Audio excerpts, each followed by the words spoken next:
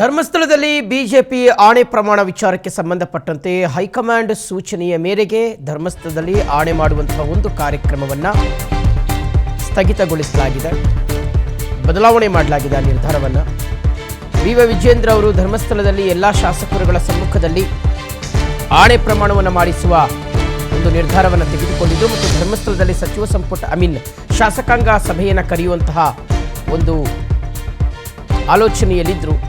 ಆದರೆ ಸ್ವಪಕ್ಷದವರು ಮತ್ತು ಹೈಕಮಾಂಡ್ ಧರ್ಮಸ್ಥಳದಲ್ಲಿ ಶಾಸಕಾಂಗ ಸಭೆ ಬೇಡ ಮತ್ತು ಅಲ್ಲಿ ಆಣೆ ಪ್ರಮಾಣ ಮಾಡಿಸುವುದು ಬೇಡ ಅನ್ನುವ ಒಂದು ಸೂಚನೆ ಕೊಟ್ಟಂಥ ಹಿನ್ನೆಲೆಯಲ್ಲಿ ಈಗ ಆ ನಿರ್ಧಾರದಿಂದ ಹಿಂದೆ ಸರಿದಿದ್ದಾರೆ. ಆದರೆ ವಿ.ವಿ. ವಿಜೇಂದ್ರ ಅವರು ಏಕಾಂಗಿಯಾಗಿ ಅವರೊಬ್ಬರೇ ಧರ್ಮಸ್ಥಳಕ್ಕೆ ಇವತ್ತು ಭೇಟಿ ಕೊಟ್ಟಿದ್ದಾರೆ. ಬೆಳಗ್ಗೆ 8 ಗಂಟೆಗೆ ವಿಶೇಷ ಪೂಜೆಯನ್ನು ಸಲ್ಲಿಸಲಿದ್ದಾರೆ. ಧರ್ಮಕ್ಷೇತ್ರಕ್ಕೆ ಬಂದು ಆಣೆ ಪ್ರಮಾಣ ಮಾಡ್ತೀವಿ ಅಂತ ರಾಜ್ಯಾಧ್ಯಕ್ಷರು ಹೇಳಿದರು. ಮಂಜುನಾಥ ಸ್ವಾಮಿಯ ದರ್ಶನವನ್ನು ಪಡೆದು ವಿಶೇಷ ಪೂಜೆಯನ್ನು ಸಲ್ಲಿಕೆ ಮಾಡೋದಕ್ಕೆ ಮಾತ್ರ ವಿಜೇಂದ್ರ ಅವರು ತಮ್ಮ ಚಿಂತನೆಯನ್ನು ತಮ್ಮ ನಿರ್ಧಾರವನ್ನು ಸೀಮಿತ ಮಾಡಿಕೊಂಡಿದ್ದಾರೆ.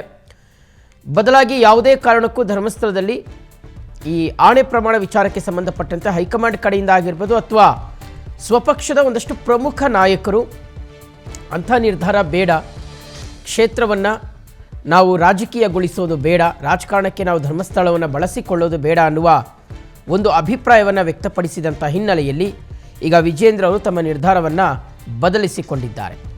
ಈಗ ವಿಜೇಂದ್ರ ಅವರು ಮಾತ್ರ ಧರ್ಮಸ್ಥಳಕ್ಕೆ ಬಂದಿದ್ದಾರೆ. ಇನ್ನೇನು ಕೆಲವೇ ಕ್ಷಣಗಳಲ್ಲಿ ಮಂಜುನಾಥನ ದರ್ಶನವನ್ನು ಪಡ್ಕೊಳ್ತಾರೆ, ವಿಶೇಷ ಪೂಜೆಯನ್ನು ಸಲ್ಲಿಸ್ತಾರೆ.